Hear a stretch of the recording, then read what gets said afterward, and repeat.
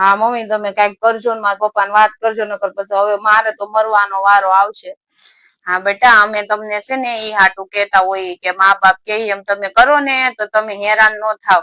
માં તો તમારું હારા હાટું વિચારતા હોય, પણ અત્યારની છોકરીઓને તો શું છે કે કઈ હારા વિચાર આવે ને નકરી દેખા દેખી છે. એટલે બધા એનું હારું હારું જોય, હારી ગાડીઓ લઈને છોકરા ફરતા હોય, હારા હારા કપડાં પહેરતા હોય, તો એમ થાય કે આ છોકરો બહુ સારો છે. મા બાપ કઈક કે તો મા બાપ હારા ન લાગે.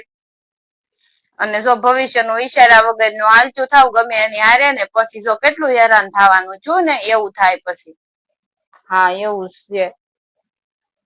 તો મને કઈ સમજ નથી પડતી મારે શું કરવું એ.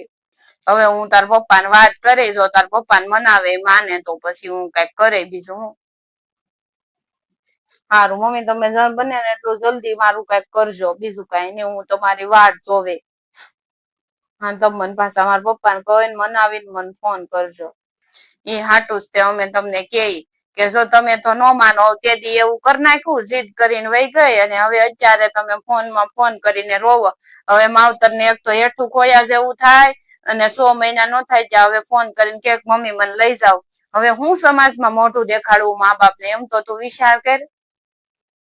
અને તોય એમ છતાંય કે તમે કદાચ ગમે એમ કરશો તો મા બાપ નો જીવ તો રહેવાનો નથી. દીકરી દુખી થાય તો મા બાપ તો જોઈ ન કે, એટલે પછી ગમે એમ કરીને દીકરીને લાવવી પડે. શું કરે પણ આ વાત દીકરીઓ એ સમજવી જોઈએ બેટા, મા બાપ ની પરિસ્થિતિ સમજવી જોઈએ. મા બાપ આપડા હાટું સારું કરતા હોય, આપડે આવું અવળું પગલું ન ભરાય.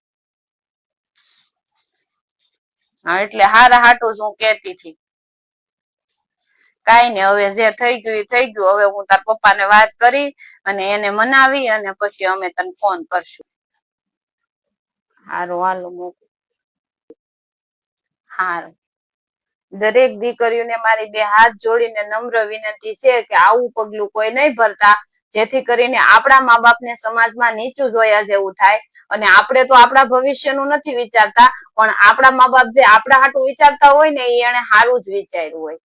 જો મિત્રો તમને મારો વિડીયો પસંદ આવ્યો હોય તો લાઈક કરજો, અને દરેક પરિવાર સુધી શેર કરજો.